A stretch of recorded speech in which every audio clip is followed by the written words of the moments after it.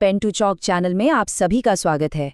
यहाँ हम मुश्किल से मुश्किल कॉन्सेप्ट्स को भी एकदम आसान बना देते हैं ताकि एक टीचर बनने का आपका सपना और भी आसान हो जाए।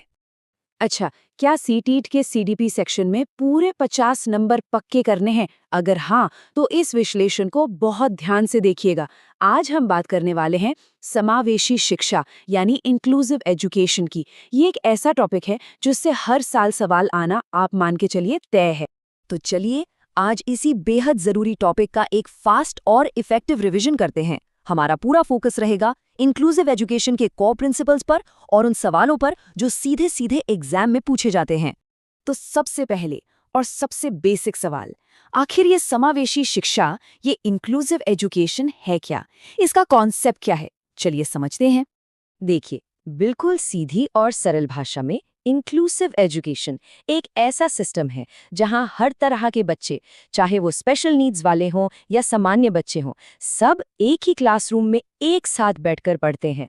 और यहाँ सबसे ज़रूरी बात जो याद रखनी है वो ये है कि बच्चा सिस्टम के हिसाब से नहीं बदलेगा, बल्कि सिस्टम, हमारा स्कूल, खुद को हर बच्चे की ज़रूरत के हिसाब से ढालेगा। ये जो फ़र्क है ना समावेशन और अलगाव में, इसे समझना बहुत ही ज़रूरी है।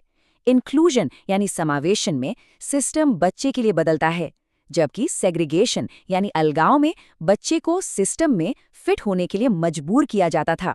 समावेशन कहता है कि हर बच्चा क्लास का हिस्सा है और हमारा फोकस सहयोग, कोलैबोरेशन पर होना चाहिए, ना कि बच्चे की कमियों को गिनवाने।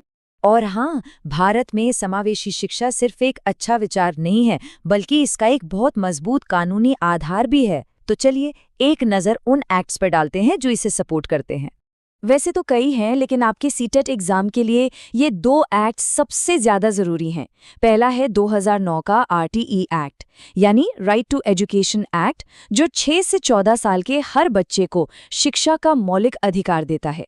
और दूसरा, जो कि एक असली गेम चेंजर है, वो है 2016 का RPWD act, rights of persons with disabilities act. RPWD act के ये कुछ पॉइंट्स तो सीधे सीधे एग्जाम में पूछे जाते हैं, तो इन्हें एकदम याद कर लीजिए। ये एक्ट 18 साल तक के बेंचमार्क डिसेबिलिटी वाले बच्चों के लिए मुफ्त शिक्षा की बात करता है। साथ ही स्कूल कैंपस और ट्रांसपोर्ट को एक्सेसिबल बनाने, करिकुलम और एग्जाम में बदलाव करने और टीचर्स को ब्रेल और साइन लैंग्वेज जैसी ट्रेनिंग देने पर जोर देता है। चलिए, थ्योरी और कानून की बात तो हो गई।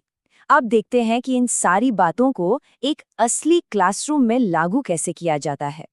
एक टीचर के तौर पर आपका एक्शन प्लान कुछ ऐसा होना चाहिए।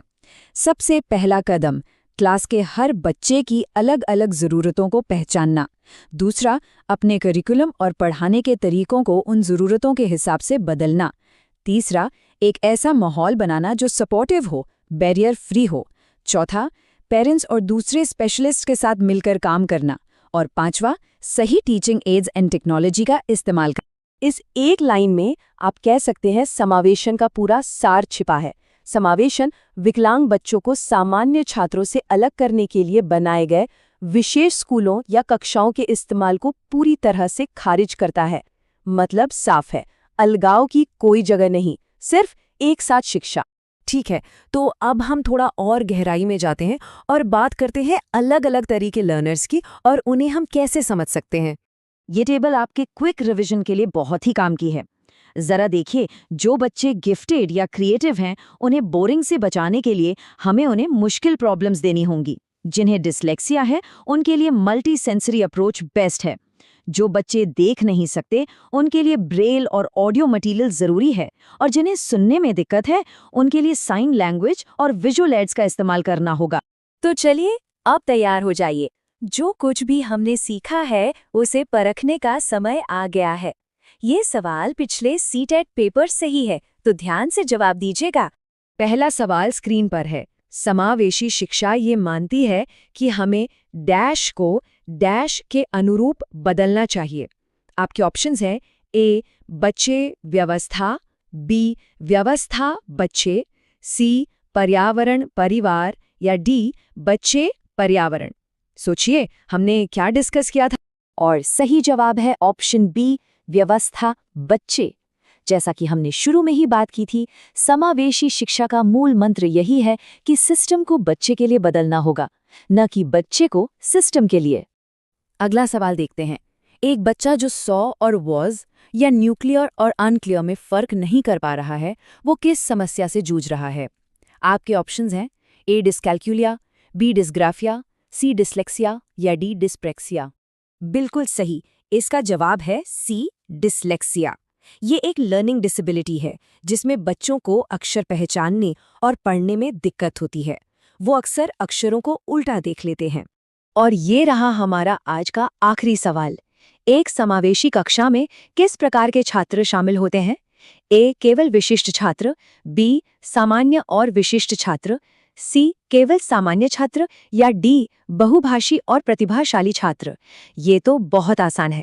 एकदम सही जवाब है बी सामान्य और विशिष्ट छात्र। याद रखिए, समावेशी शिक्षा का मतलब ही है सबके लिए शिक्षा, यानी सभी बच्चों को उनकी योग्यताओं या चुनौतियों की परवाह किए बिना एक साथ एक ही छत के नीचे लाना। तो इस विश्लेषण को मैं एक सवाल के साथ खत्म करना चाहूंगी। एक ऐसा सवाल जिस पर हम सभी को, जो भविष्य के शिक्षक हैं, सोचना चाहिए। अपनी कक्षा में आप ये कैसे सुनिश्चित करेंगे कि हर एक बच्चे को ये महसूस हो कि उसे देखा जा रहा है, सुना जा रहा है और उसका महत्व है? सोच